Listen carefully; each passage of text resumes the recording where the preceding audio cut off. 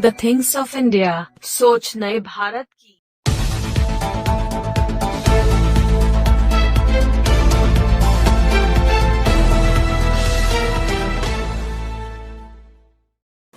नमस्कार, आप देख रहे हैं the things of India news का खास कार्यक्रम जनता की आवाज़। आज हम आपको लेकर चलते हैं राजस्थान के डूंगरपुर जिले की दोवड़ा पंचायत समिति की ग्राम पंचायत रागेला में, जहां की जनता ने पंचायती राज चुनाव में गौरी देवी को अपना सरपंच चुना है। सरपंच गौरी देवी से बातचीत के दौरान हम जानेंगे कि वह ग्राम पंचायत रागेला की समस्या और समस्याओं का निदान करने हेतु किस प्रकार कार्य करेंगी। आगे हम जानेंगे कि पूर्व सरपंच मांगी लाल ननोमा ग्राम पंचायत रागेला के विकास में सरपंच गौरी देवी का किस प्रकार सहयोग करेंगे। नमस्ते मैम। नमस्ते जी, आपका नाम? मेरा नाम गौरी देवी। गौरी देवी। वर्तमान में आप कौन सी ग्राम पंचायत सरपंच पद पर हैं? रागेला, रागेला पंचायत समिति दोवड़ा, जिला डूंगरपुर। ठीक है। वर्तमान में जनसंख्या कितनी अपनी ग्राम पंचायत? 2500 के लगभग। ठीक है। इनमें वोटर कितने होंगे? 1600 के लगभग। ठीक है। राजस्व गांव कितने आते हैं अपनी ग्राम पंचायत के दिन? एक ही। ठीक है मैडम, बहुत बहुत धन्यवाद आपका। जी सर। जी नमस्कार। नमस्कार जी। आपका नाम सर? मांगीलाल ननोमा, रागेला ग्राम पंचायत पूर्व सरपंच। अच्छा, पूर्व। वर्तमान में समाज सेवा के रूप में ग्राम पंचायत में कार्य करता हूँ। अच्छा, वर्तमान में आपकी धर्म पत्नी सरपंच पद पर? हाँ, वर्तमान में मेरी धर्मपत्नी सरपंच पद पर है। आप जैसे 1-2 कार्यकाल पूर्ण कर चुके हैं इससे पहले? हाँ, मेरा पूर्व का एक कार्यकाल रहा। इसके पहले मेरी धर्मपत्नी अब वर्तमान जो है वो भी पूर्व में थे 2011 से। अच्छा। वर्तमान में पुरुष की सीट होने के बाद में भी मैंने समाज सेवा के लिए अपना समय दिया और सरपंच पद के चुनाव नहीं लड़ा। ठीक है।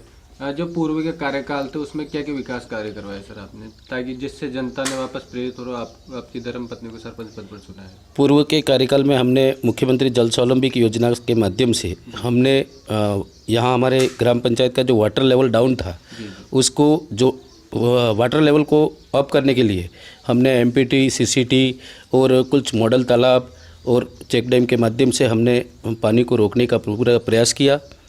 और जैसे कि मेरी ग्राम पंचायत रागेला में कहीं पे भी सीसी रोड नहीं थे, तो हर एक मोहल्ले और फले में हमने सीसी रोड बनाए और नदी नालों को हमने रोका और जिसके विकास की गति को हमने तीव्रता से आगे बढ़ाई, जिससे लोगों को खुशी हुई। इसके माध्यम से पुरुष की सीट होने के बावजूद भी हमारी धर्मपत्नी को चुनाव लड़ाया तो इसको विजय बनाया।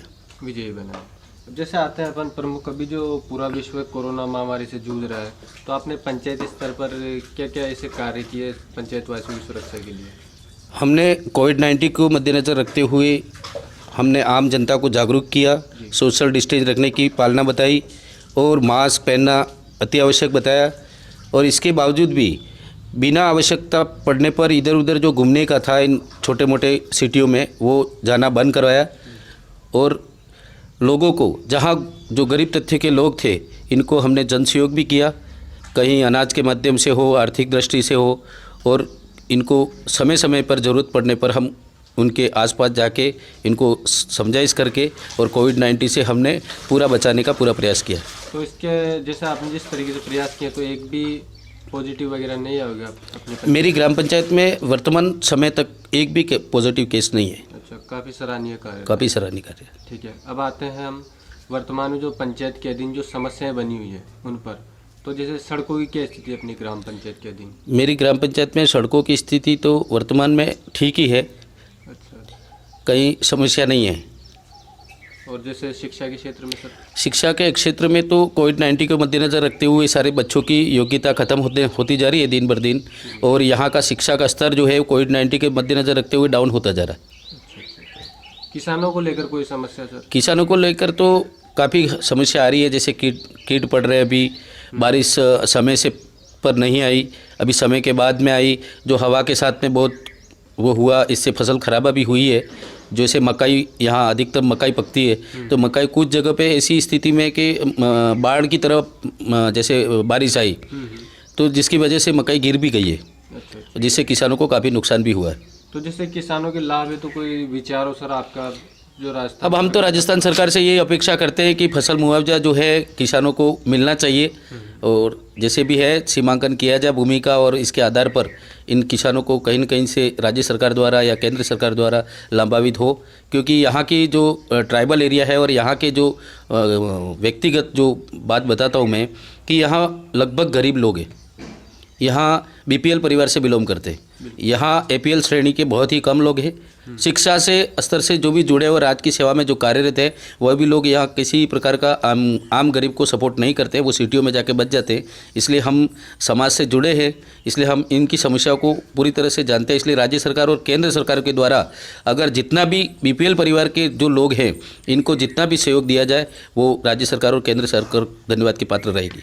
अच्छा, तो आप इसके लिए प्रयासरत रहेंगे? मतलब मैं हमेशा प्रयासरत रहूँगा। अब आते हैं हम जैसे पेयजल जो पानी है उसकी प्रमुख समस्याओं, जैसे यहाँ फ्लोराइड वगैरह हो पानी की मात्रा में अपने ग्राम पंचायत के अधीन।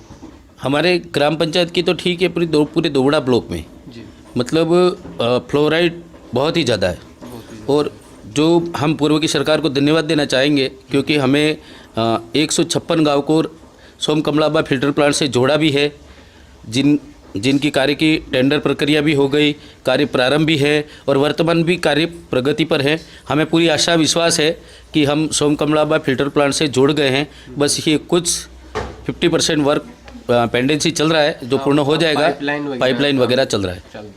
अब इसके अलावा सर पंचायत के अधीन कोई प्रमुख समस्या बनी हो, जैसे मूलभूत आवश्यकताएं तो आएगी, जैसे ग्राम पंचायत चलाने में एक तो राजस्थान सरकार ने जो शिक्षा की जो योग्यता को हटाया, शिक्षा की योग्यता पद्धति को जो हटाया, जिससे वर्तमान में जो सरपंच है इनको काफ़ी समस्या आ रही है।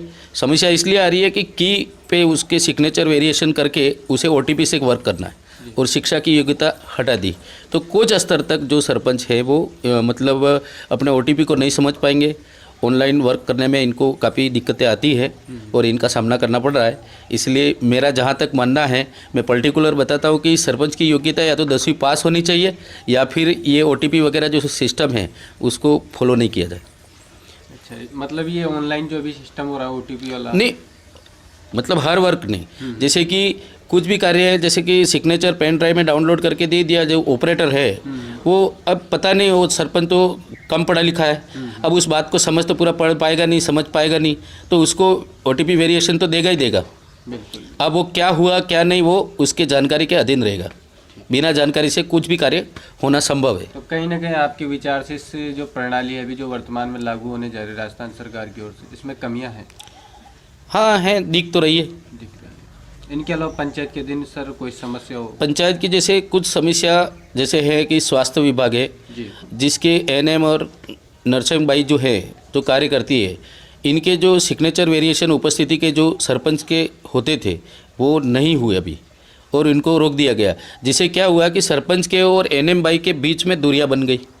अब वो पता नहीं कब सेंटर पे आते भी है या नहीं आते, तो वो कहीं ना कहीं इन दोनों का जो जुड़ाव था वो ख़त्म होता गया। जैसे आंगनवाड़ी कार्यकर्ता हैं, जैसे 5 और 20 की कोरम बैठक में उपस्थित होते थे, नर्स, आंगनवाड़ी कार्यकर्ता, आशा सहयोगिनी, सारे मिल बैठ के आपस में सभी विभागों की चर्चाएं होती थी, तो वो कहीं ना कहीं दूरियां बढ़ती गई हैं। इसलिए कुछ पंचायती राज के अधीन जो एक्ट है उसके साथ में खिलवाड़ हो रहा है, राजस्थान सरकार माना जाए या केंद्र सरकार माना जाए। जैसे कि हमारे को पंचायती राज के अधीन में जितने भी विभाग हमारे हैंड ओवर हैं उनको दिन भर दिन एक एक दूर किए जा रहे हैं और हमारे अधिकारों के साथ में हनन हो रहा है, जिससे विकास कार्य में अन्य विभाग की जो शिक्षा का स्तर हो या स्वास्थ्य विभाग का हो या आईसीडीएस का हो, जिसमें कहीं न कहीं अपनी मनमर्जियाँ भी इन कार्यकर्ताओं के माध्यम से या कर्मचारियों के माध्यम से चलती हैं, जो सरपंचों को दरकिनार किया गया इसी वजह से। अच्छा, अब जैसे आते हैं हम वर्तमान में जो कांग्रेस सरकार है अभी, तो इसका जो है करप्शन के मामले में जो पंचायती राज विभाग जितने भी डिपार्टमेंट आते हैं, तो करप्शन के मामले में पंचायती राज विभाग दूसरे नंबर पर आता है सर। तो भ्रष्टाचार को मिटाने है तो आप पंचायत समिति स्तर, पंचायत स्तर पर क्या क्या प्रयास रहेंगे सर? देखो, भ्रष्टाचार तो हम ये मान ही नहीं सकते। भ्रष्टाचार इसलिए नहीं कि अभी जो है पूरा 2011 के 11-12 से जो पूरा प्रोसेस है वो ऑनलाइन फॉलो कर रखा है। बिल्कुल। As for MB online, work online, कहीं न कहीं भ्रष्टाचार की बात तो नहीं आती है, पर सरकारें जो आपस में जो झगड़ा के उच्च स्तरीय अगर कोई भ्रष्टाचार करते हैं, और ये अपने कहने की आवश्यकता नहीं है, जो आपस में ही झगड़ा के इनका भ्रष्टाचार फूट कर सामने आ रहा है, हमें कोई ज़्यादा बताने की ज़रूरत नहीं है, क्योंकि हम बिल्डिंग के नीचे नींव पे खड़े हैं। हम धरातल पे जितनी भी सरकारें तो आती जाती रहती है, इनकी योजनाओं को हम चलाते हैं, इसलिए जज्बात को हम समझ रहे हैं। ठीक है, अब जो केंद्र सरकार है उनके बारे में सर विचार आपके, जो अब तक का कार्यकाल है उनका। सरकार का जो कार्यकाल है वो वर्तमान स्थिति तक हमें कहने की आवश्यकता नहीं है। जो रोडों का कार्य है वो कहीं न कहीं हाईवे रोड पे भी वर्क इतना फास्टली चल रहा है और अच्छे कार्य चल रहे हैं। प्रधानमंत्री ग्रामीण सड़क योजना हो या आम गांव से गांव को जोड़ने की योजना हो, ऐसे में प्रत्येक गांव को मतलब माननीय नरेंद्र मोदी जी ने जोड़ दिया है, और कहीं अगर रहा भी है तो पूरा प्रयासरत रहे और वो जोड़ने में सफल है, और इनका कार्य सराहनीय है। और जो वर्तमान में राजस्थान में कांग्रेस सरकार है उसके बारे में सर विचार आपके। देखो, माननीय अशोक जी गहलोत साहब जो कार्य कर रहे हैं, इनमें कहीं न कहीं बाधा आ रही है। हम इनके कार्य कहीं गलत है ये नहीं बता सकते, क्योंकि इन्हें एक अनुभवी चीफ मिनिस्टर हैं, अच्छा कार्य कर रहे हैं। कहीं न कहीं इनके पीछे जो अभी जो हमारा जो समय बीत गया इस कार्यकाल का, वो इनके कहीं गुटबाजी की वजह से हमें राजस्थान को बहुत नुकसान झेलना पड़ा है, और ये राजस्थान की केंद्र सरकार जो है कांग्रेस की, वो खुद की खुद समझ रही है, और ये जो समस्या जो आई वो इनकी ही वजह से आई है। जो राज्य सरकार जो है इनके माध्यम से ही आई है, और इन्होंने कहीं न कहीं अथक प्रयास करने के बाद में माननीय अशोक गहलोत जी ने इनकी समस्या को दरकिनार भी कर दिया है। अब हम पूरी आशा रखते हैं माननीय अशोक गहलोत जी से कि हमें कार्य अभी का जो बचा हुआ इनका जो कार्यकाल है, इसमें हम कहीं न कहीं आम जन को लाभान्वित करेंगे, ऐसी आशा रखते हैं। ठीक है, और जो सर एक सवाल हम सभी सरपंचों से अपने स्तर पर पूछते हैं, जो सरपंच का मानदेय है उसके बारे में सर विचार आपके। वास्तविकता देखी जाए तो सरपंच का मानदेय एकदम बहुत ही कम है। सरपंच के निवास पर कम से कम अगर दिन को आने जाने वाले को अगर चाय पानी का जो व्यवस्था भी होता है, उसका मैं बैंडेजली बताऊँ तो पर मंथ 10,000 से ऊपर तो उनके चाय पानी का खर्चा ही हो जाता है। बिल्कुल, क्योंकि हमारे से जुड़े हुए मीडिया भी आता है, हमारे से उच्च लेवल का जनप्रतिनिधि भी आएगा, उनके साथ में भी 5-25 लोग 50 लोग आएंगे, और जैसे आम जनता भी हमारे से जुड़ी हुई है। तो ऐसे में हमारे कई जो मानदेय तो राजस्थान सरकार को, चाहे वो किसी भी की सरकार हो, पर इनको जज्बात समझनी चाहिए कि एक धरातल पे बैठा है। सारी जन कल्याणकारी योजना हमारी केंद्र की, राज्य की सारी योजनाओं को धरातल पर अगर लागू करते हैं और इनको सुचारू रूप से पूर्ण कराते हैं, तो ये कहीं न कहीं आम जन से जुड़े हुए हैं। ज़्यादा में ज़्यादा इनको विचार विमर्श करके हमारे मानदेय तो 25,000 से भी कम रखें तो इनकी जही सोच ही गलत माना जाती है। ठीक है सर, बहुत बहुत धन्यवाद।